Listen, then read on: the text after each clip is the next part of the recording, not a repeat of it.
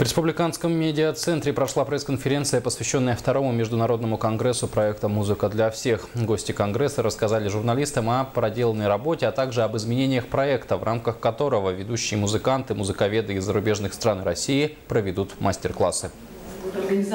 И мы начали новую программу. Мы привлекли Союз композиторов ваш, мы привлекли очень хороших преподавателей Высшей школы музыки.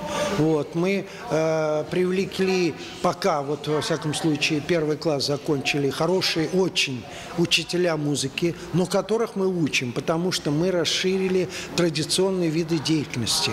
Если было раньше слушание музыки и пение, то теперь это музыкально-пластическое интонирование, это игра на элементарных музыкальных инструментах, коллективная игра, и индивидуальная тоже, и